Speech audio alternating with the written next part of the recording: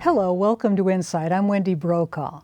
100 years ago, after a nearly 70-year battle, American women won the right to vote. In 1920, the 19th Amendment to the Constitution was passed, forbidding the states and federal government from denying the right to vote to citizens based on sex. Also 100 years ago, the League of Women Voters was born from that very women's suffrage movement. Its members tirelessly dedicated to helping women and all citizens to take a larger role in public affairs.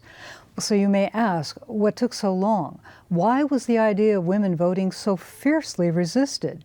And how has the League of Women Voters survived and stayed relevant? For some history and insight, we are joined today by Rebecca Gladstone, president of the League of Women Voters, Oregon. Thanks for having us. Well, I'm glad you're here. You know, I want people to know, they may not realize just how hard fought and how hard won it was to get women the right to vote. I mean, they were beaten, they were jailed, it took decades to come about. There was tremendous resistance to giving women the right to vote. Why? This was, surprisingly, to me it was a surprise. This was resisted by both men and women at the time. The men were afraid that women would become masculinized. Masculinized? Masculinized. They thought at the time that that one of our strengths was that we're emotional, that we're sensitive, not able to actually think through the issues that would be on people's ballots, on the men's ballots at that time. And the women didn't want to lose any privileges that they perceived, and that persisted through to some things that we see with resistance with passage of the Equal Rights Amendment today. So, yes. They come into play with that issue. I think they do, yes.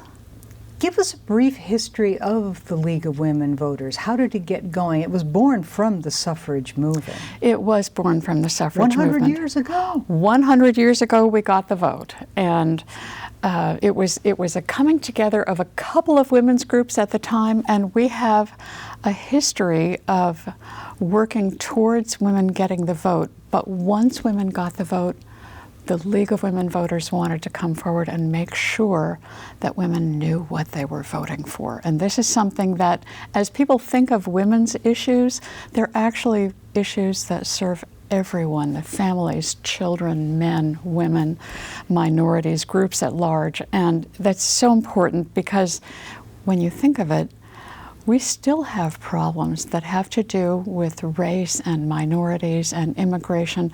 There was exclusion with the early establishment of the groups that were working for women's votes. And it was a problem at the time because the legacy was that they were old white women of the carriage trade mostly, you know, the ones who had privilege, and they were exclusive and racist at the time. Some of them, it's a history we have to work with, and we still have to work with that.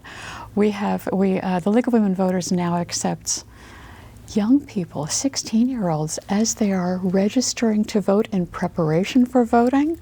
We welcome them as members because we want their voices, we want their participation, we want to be mentoring our new voters, giving them the information they need to cast. And in 1973, men were able to join your organization. You've probably met our past president, Norman.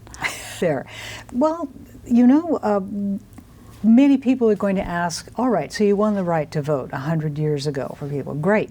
Why is the League of Women Voters even relevant then? It is an interesting question, and I have been asked that. Why are we still here? We got the vote. What's the point? But we have to show people these are the issues. And also, one thing I'm particularly proud of is our vote411.org. If you put that into a search engine, put in your address, you will find, and we're extraordinary in Oregon because we put all of our candidates in, so you can find out who's going to be on your ballot.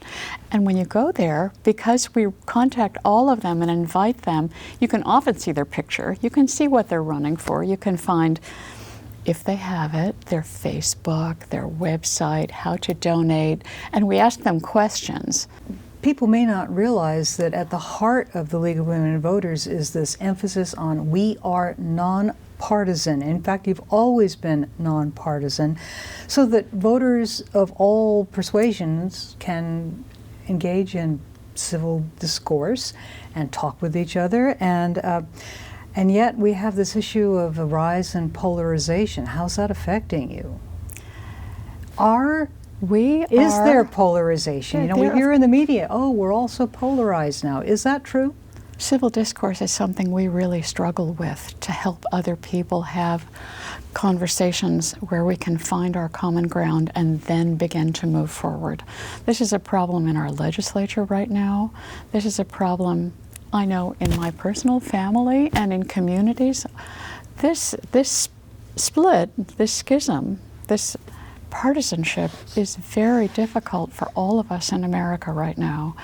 We really need to work on this because the issues that we have to face together should be bringing us together. I mean, as I walked in today, we greeted each other with the coronavirus salute. Yeah. So yes, we do need to work on these things. Civil discourse is central to what we work on because people need to think about the issues and be informed with how does this affect me, and how can I look at how I should be informed to vote on these issues.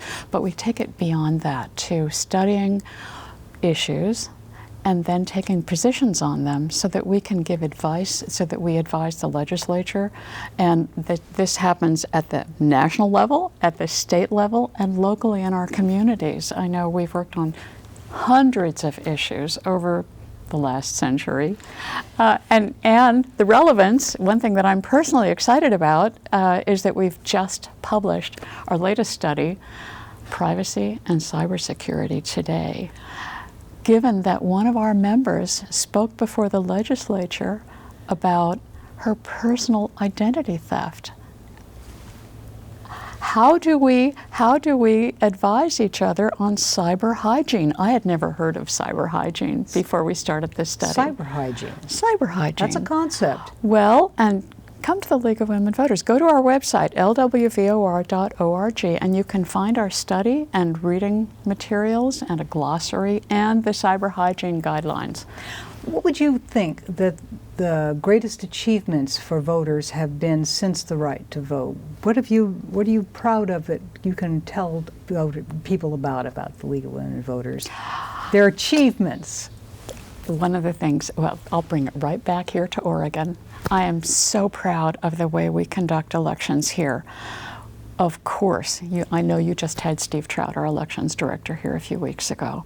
And election security is something that we are all paying extreme attention to. Of course, hacking or breaking into elections is one thing, but the League of Women Voters is also looking at a serious threat, which is voter discouragement. So the vote you don't cast is a vote that won't be counted.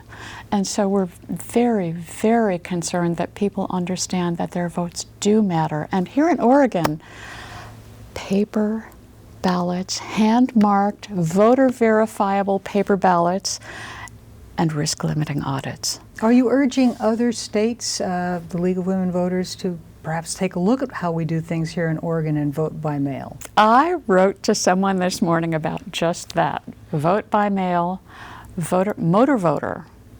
I would like to see motor voter expanded to other state agencies so that it used to be the open door, no wrong door policy. If you come to a state agency, then they interconnect the pieces.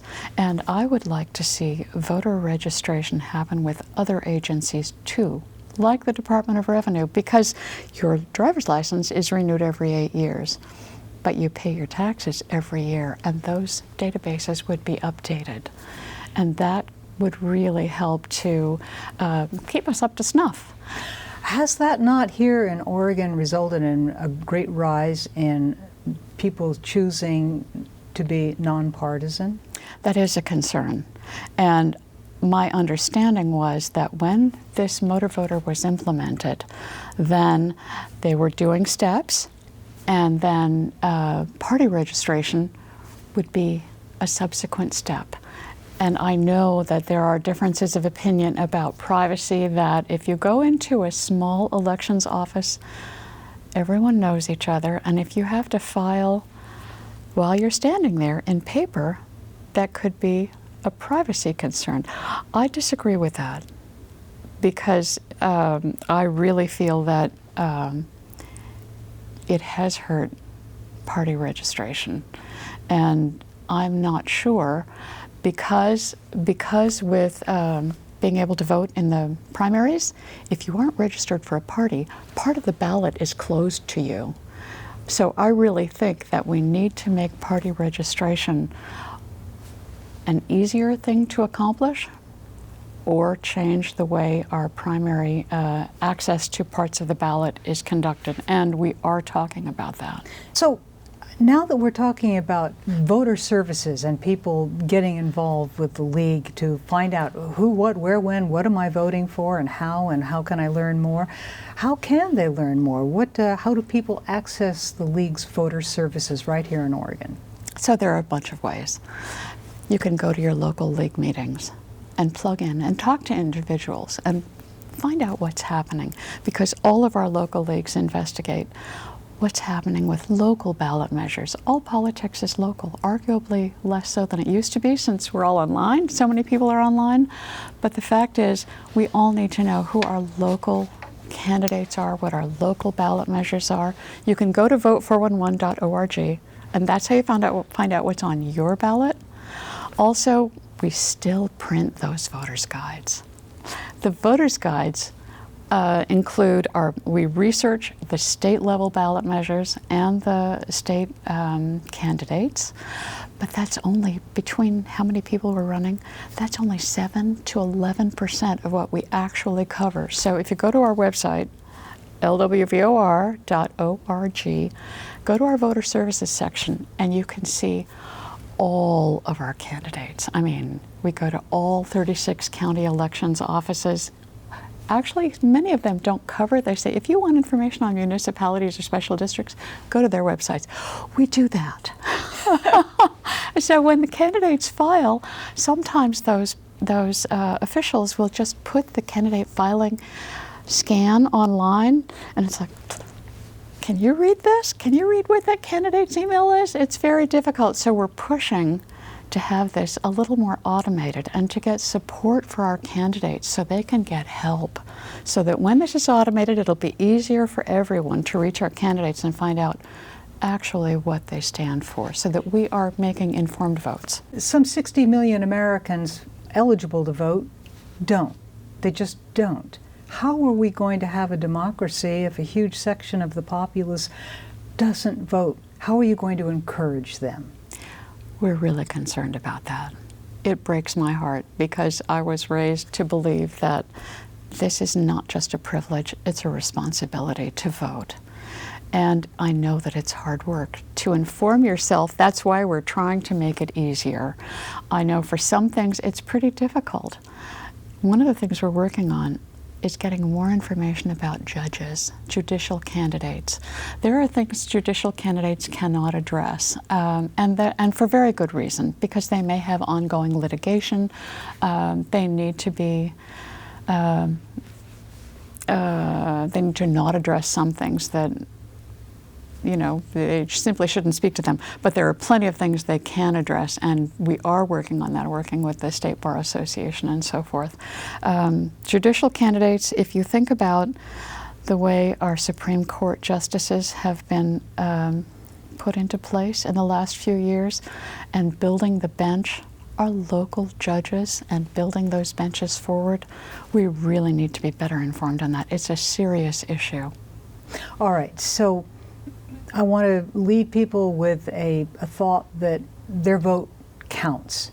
Every time we hold candidate interviews here at CCTV over the years, candidates from both or many parties come in and give their views, and we appreciate and feel honored by the ability to do that with the League of Women Voters. And at the end of all of those, they say, remember, your vote counts. It really does. How many Oregonian politicians have we heard from who say, I won that race by 7 votes, or a few votes? In Oregon, we are, I think we're smart, using vote by mail, vote in advance, because that way we aren't limited by, did they move the polling place? Did they change the bus route? I know bus routes, public transportation. This tends to unfairly hit voters who are not voters of means, voters who are perhaps seniors who have trouble getting around. Vote by mail. Well, I'm really glad that you came in to talk with us today. Come back. Let us know what you're doing. Let us know what the League is doing to make us all better voters, better informed voters. Exactly. And thank you for joining us today on InSight. I'm Wendy Brokaw. We'll see you next time.